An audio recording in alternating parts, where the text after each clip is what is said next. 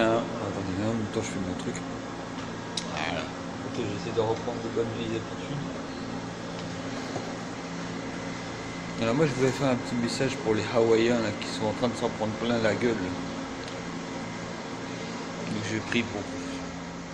J'espère que vous allez vous en sortir parce qu'après un volcan là, on a les effets, mais vu qu'on est loin, on a un petit peu de vent. Là c'est déjà assez fort. Alors j'imagine déjà à Hawaï là, au Honolulu. Et je suis désolé pour vous. Alors, attends, parce que la dernière fois, vous ne m'avez pas entendu parce que j'ai la main dessus. Voilà. Donc, voilà. Après, pour ce qui se passe en France, j'espère que vous n'allez pas vous prendre pour le centre du monde comme vous faites d'habitude. Hein, que nous, ici et ailleurs, hein, où j'ai été voyager en dehors de la métropole, on m'a dit, les Français, ça se plaint tout le temps, c'est jamais content. Bah, c'est vrai. On n'est jamais content, on en veut toujours plus. On en veut toujours plus. Voilà. Pour les autres, ça vaut pas mieux, mais tout le monde se plaît à croire que c'est ça. On n'est jamais content. Et c'est vrai, ils ont raison, ils ont carrément raison. Voilà. Après, j'ai encore entendu cette putain de loi de Chiappa. L'école est passée au-delà de ces... Attends, faut pas que je foire mon pétrin. C'est pas le devoir de l'école de faire ça. Déjà, ils sont passés outre leur devoir et leur pouvoir d'école. D'accord? C'est aux parents d'apprendre ce genre de choses aux enfants, pas à l'école. Après, ils ont été vraiment un peu trop loin, c'est sûr. C'est sûr. Ok? Là, c'est pas normal. C'est pas normal ce qu'ils ont fait. Je suis bien d'accord avec vous. Moi, le moment où j'aurai des enfants, parce qu'en fait, le délire, c'est qu'on on va rentrer en France pour faire la fécondation in vitro. Donc, forcément, c'est pour faire des enfants. Ok? Donc, si on fait des enfants, tôt ou tard, il va être arrivé au moment où on devra aller à l'école, parce qu'on va travailler, parce que moi et madame, on va pas rester là sans rien faire. Parce que même si on n'est pas content, on va fermer notre gueule et on va aller travailler. On peut rien faire pour l'école, c'est sûr. Mais c'est à nous de préparer nos enfants. Plus ça va, plus la vie est compliquée. D'accord? La vie de nos parents était très simple. Hein. Tu perdais un boulot, t'en retrouvais un le lendemain. Pas aujourd'hui. Aujourd'hui, maintenant, tu as 2 ans de décalage. Hein. Et ça, c'est quand tout va bien. Parce que les demandes sont beaucoup plus exigeantes, tu vois. Et qu'en Polynésie, j'ai remarqué un truc, au CEFI, c'est une sorte d'ADECO local. Eh ben, les patrons demandent des mecs diplômés. Alors tu sais que le 3/4 de la population ici n'est pas diplômée. Alors ça sert à quoi? Pourquoi ils ne vont pas recruter directement en France? Après ça se plaint. Oui, pas de diplôme, pas de diplôme. Et après le coup de la loi Chiappa, elle va être effective ici aussi. Enfin, ils disent que non, mais ça reste un président de territoire, c'est pas un président de métropole, tu vois. Donc si l'autre il lui dit de fermer sa gueule et de le faire, il le fera. Ok? Bien. Maintenant, ici, la moyenne d'âge ici pour les filles et les garçons de devenir papa-maman, c'est 16 ans. Donc oui, évidemment, il y a un problème au niveau de la famille. Donc là, l'école, elle va devenir utile, tu vois. Parce que là, même si tu peux pas les empêcher de le faire, tu peux au moins leur apprendre ce que ça fait. Que bah il y a un âge pour aller à l'école et puis il y a un âge pour faire le sexe, quoi. Je convoite pas du tout la loi Chiappa, je suis contre, parce que mes enfants n'apprendront pas ça par leur bouche. Moi je vais attendre qu'ils aient au moins minimum 16-17 ans, mais même pas, nous à notre époque c'était pareil. Hein. Donc on commençait déjà à faire touche pipi à 9 ans, 9-10 ans. Hein. Et ça c'était dans la nature de l'humanité, quoi. Enfin, il y a certains enfants qui faisaient ça, quoi. J'ai pas dit tout le monde. Mais moi j'ai été curieux très tôt, tu vois. Mais ça veut pas dire que je regardais des films porno et tout ça. Je dis juste que j'étais curieux de savoir comment j'étais venu au monde. Ça, c'est inévitable, tôt ou tard, tu seras face à ce problème. Ce qui ne va pas avec l'école, c'est qu'elle a été au-dessus de ses devoirs d'école. Les profs, ils sont là pour t'apprendre les maths, le français, la géographie et compagnie. Ils ne sont pas là pour t'apprendre comment toucher ta bite. Ouais, non, mais je préfère être franc. C'est arrêter de parler avec des langues de bois. Si vous voulez être franc, il faut être franc complètement, quoi.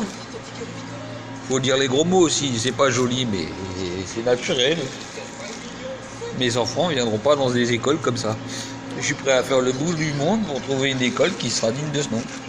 Et il y a plein d'endroits dans le monde où on parle français. Il faut juste avoir le courage de déplacer ton gros cul de là où tu es. Donc si tu veux pas déplacer ton gros cul parce que tu es feignant, parce que tu veux pas, ou soi-disant que ça coûte de l'argent, ou tu n'as jamais le temps, tu as le temps pour aller te payer des vacances à Tahiti qui coûtent la peau du cul et tout ça, tu es capable de le faire. Mais pour la protection de tes enfants, tu ne veux pas le faire. Alors tu fermes ta gueule et tu suis. Voilà, c'est comme ça la vie.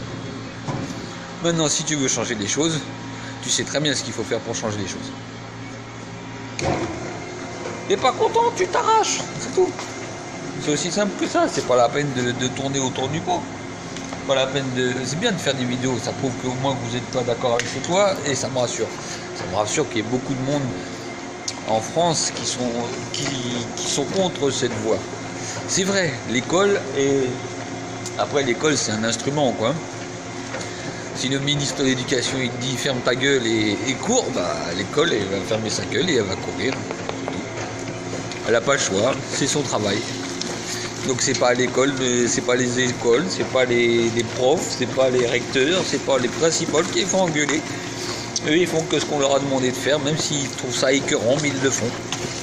Comme moi quand j'étais à l'armée, il a fallu que j'aille dans des petits villages perdus dans le trou du cul du monde. Il y avait beaucoup de maladies, mais personne n'en avait rien à foutre parce qu'ils n'étaient pas au courant. Voilà. Mais quand tu passes ça à la télé avec des stars, alors là ça fait aussi beau genre, alors moi je veux bien faire partie de l'association, parce qu'il y a une star dedans. Si à chaque fois on a besoin d'une star pour vous faire comprendre les choses, on n'est pas couché quoi. Si vous ne savez pas prendre les taureaux par les cornes de vous-même, il ne faut pas dire que les autres ils en sont incapables. Il faut commencer déjà à balayer devant votre palier. Moi, il y a un truc qui ne m'a pas plu en France, je suis parti dans les docteurs. Et voilà, ça m'a fait réfléchir, ça m'a fait grandir plus que j'avais.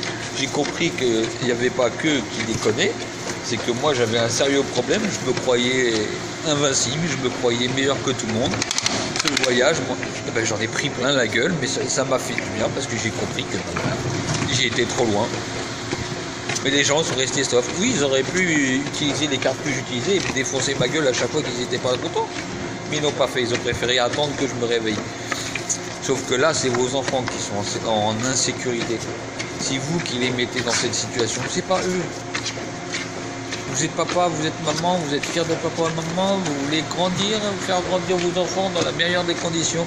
C'est à vous de bouger votre adulte, c'est pas à eux de faire le boulot des parents, c'est les parents qui font leur boulot, pas les enfants. Les enfants, c'est des enfants, ils veulent jouer, ils veulent s'amuser, comme tous les enfants du monde. Avoir autant de droits, de cadeaux et de plaisir que n'importe quel gamin dans le monde. Un gamin qui essuie une bombe, qui se fait ébouillanter par la javel, qui se fait découper en morceaux, ou j'en passe, qui se fait violer par des pédophiles. Non, pas au XXIe siècle. Au Moyen-Âge, oui. Et encore, pas au XXIe siècle. Donc, c'est pas bien. Mais vous avez votre responsabilité dans cette histoire aussi. Alors prenez-les aussi. Si vous voulez que votre enfant grandisse dans de meilleures conditions et qu'il faut changer de pays, eh ben faites comme moi. Je vais bientôt rentrer. Donc j'ai fait une halte, j'ai fait une pause, ça m'a fait du bien, ça m'a fait grandir. Je sais que je ne vais pas rester toute ma vie ici. Je suis pas sûr de rester toute ma vie en France. Je ne sais pas ce qui se passera demain. Peut-être que je vais me faire percuter par un bus et je vais mourir, j'en sais rien.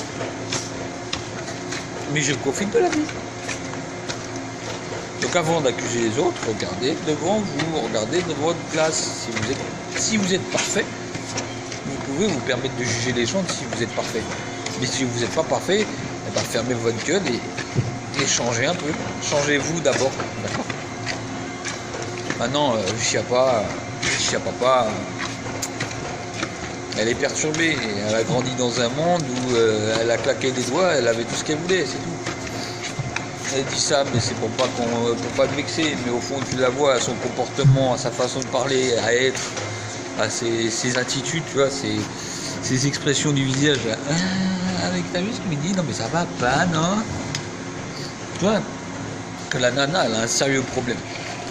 Mais visiblement, c'est pas l'éducation, parce que c'est une fille de bonne famille. Bon, à partir de là,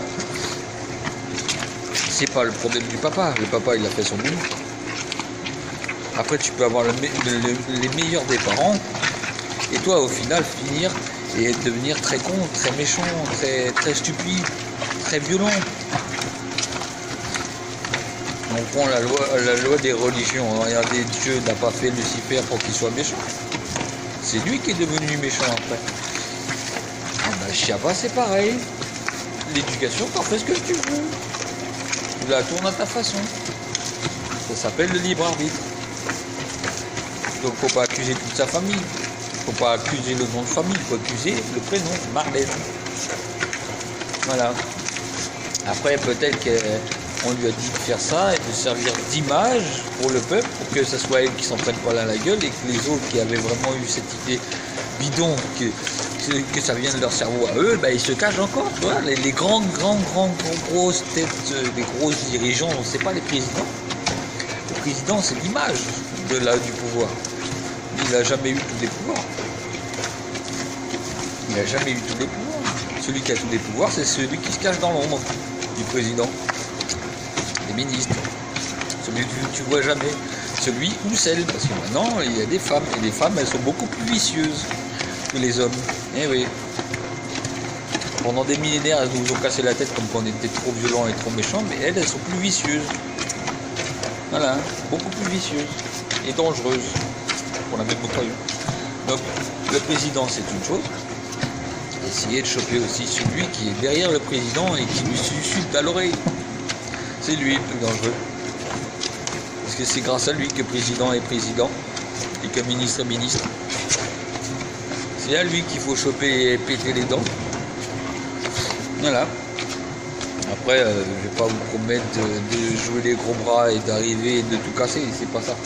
Je m'en bats complètement les couilles, quoi, c'est pas mon problème. Oui, c'est pas bien pour les enfants, parce que j'ai des petites nièces et j'ai des petits cousins qui vont à l'école et c'est dramatique de voir ça. Quand on voit le bouquin Tous à poil, c'est vraiment porté sur le sexe. Il n'y a même pas d'histoire, il n'y a pas de fond. Tu vois que des gens se foutent à poil. Donc tu vois, il n'y a même pas de fondement. Donc là, c'est à toi d'avoir du bon sens entre papa et maman et de te dire, merde, il faut pas que je lui montre ça à ma fille. Ils m'ont donné le livre. Mais ils t'ont pas obligé avec un couteau sous la gorge à lui montrer. C'est toi qui as bien voulu.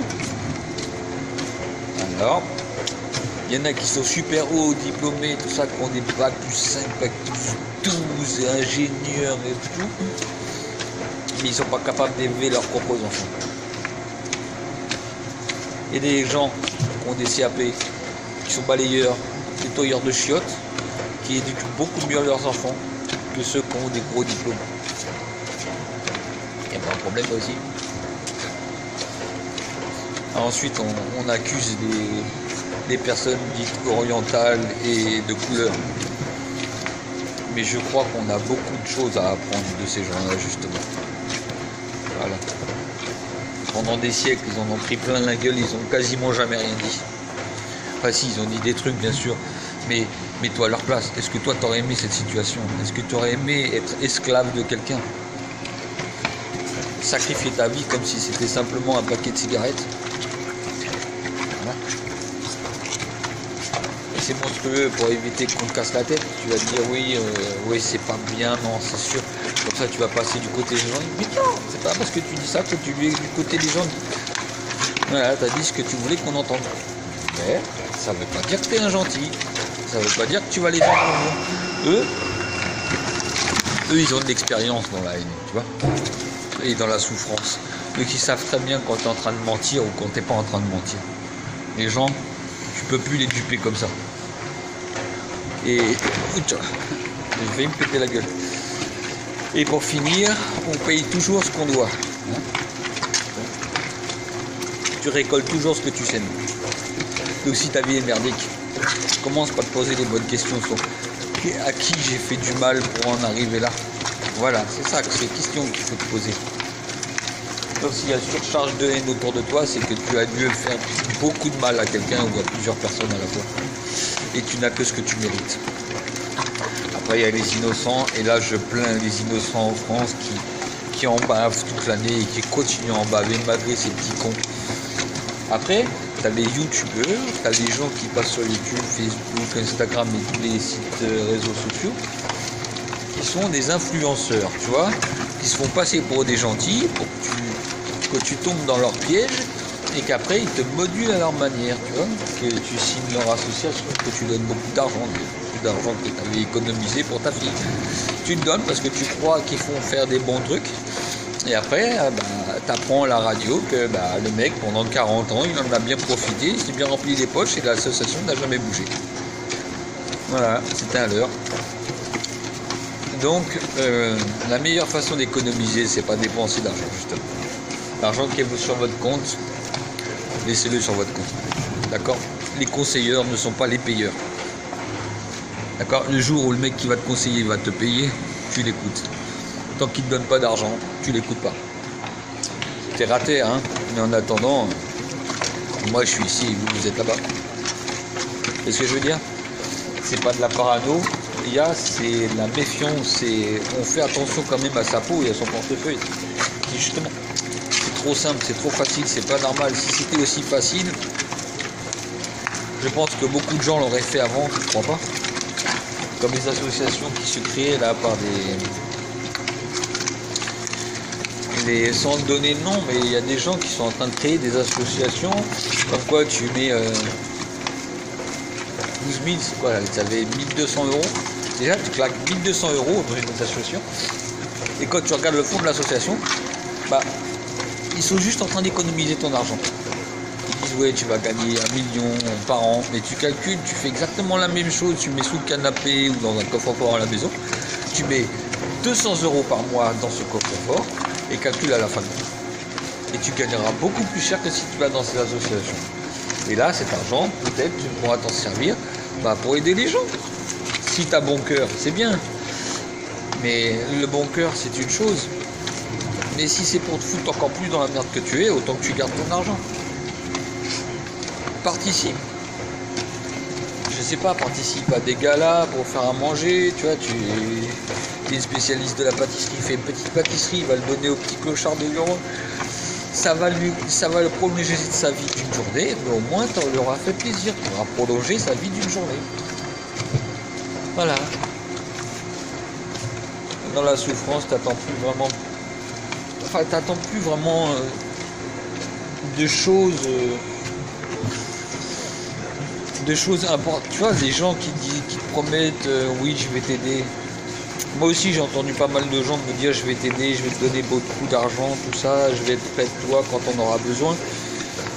Aide-moi s'il te plaît, aide-moi s'il te plaît. Et à chaque fois que j'ai aidé ces gens-là, quand moi ça a été à mon tour, soi-disant il avait plus de crédit, ou il était très occupé, il n'avait pas le temps, ça fait longtemps que je t'ai dit ça, ou j'étais trop jeune, tu vois. Mais en attendant, le deal il l'a tenu que quand c'était de son côté à lui, de ton côté il s'en fout. Allez, nana.